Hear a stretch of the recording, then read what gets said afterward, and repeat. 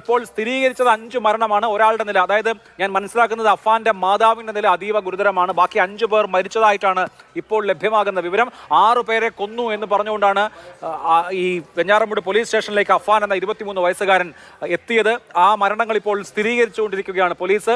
എന്താണ് ഇതിന്റെ മോട്ടീവ്, എന്താണ് ഈ കൊലപാതകത്തിന്റെ ഉദ്ദേശമെന്നും എങ്ങനെയാണ് ഇയാൾ ഈ കൃത്യം നിർവഹിച്ചതെന്നും 3 വ്യത്യസ്ത സ്ഥലങ്ങളിലാണ് 3 വ്യത്യസ്ത സ്ഥലങ്ങളിൽ ചെന്ന് കൊലപാതകം നടത്തി ഇയാൾ പോലീസ് സ്റ്റേഷനിൽ എത്തി എന്നത് ഭീകരമായ ഒരു അവസ്ഥയിലേക്കാണ് വിരൽ ചൂണ്ടുന്നത്. ഒരു പ്രതികരണത്തിലേക്ക്.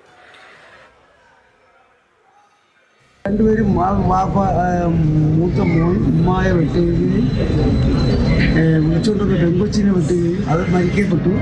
പിന്നെ അവൻ്റെ അനുജൻ ഒരു പയ്യനുണ്ട്, ആ ചെറുക്കനെ വെട്ടി, ആ ചെറുക്കനും മരണപ്പെട്ടു. പയ്യന് നിലവിലൂടെ 3 പേരെ വെട്ടി 2 പേര് മരണപ്പെട്ടു അല്ലേ? മരണപ്പെട്ട് തള്ള 60-70% വരെ പരുക്കാണ്. രക്ഷപ്പെടുമെന്ന് അറിയില്ല. ഇപ്പോൾ 3 പേരും ഗോകുലത്തിലാണ്. ആദ്യമായിട്ട് മരണപ്പെട്ട പാങ്ങോട്ട് അവൻ്റെ വാപ്പുമായ അത് കൊന്നതാണ്. അത് ഇവനാണ് ഒന്നെന്നാണ് പറയണത്. അത് കഴിഞ്ഞ് അരിപ്പുറത്ത് 2 പേര് അവൻ വിഷം കൊടുത്തെന്നാണ് പറയുന്നത്. അതും കഴിഞ്ഞിട്ടാണ് പിന്നെ ഇവിടെയും വിഷം കൊടുത്തെന്ന് പറഞ്ഞാൽ പോലീസ് സ്റ്റേഷനിൽ റിപ്പോർട്ട് കൊടുത്തു. ഇയാൾ പോലീസിൽ പോവുകയായിരുന്നു. ഹാജരായി. പയ്യൻ കാരണമൊന്നും അറിയില്ല.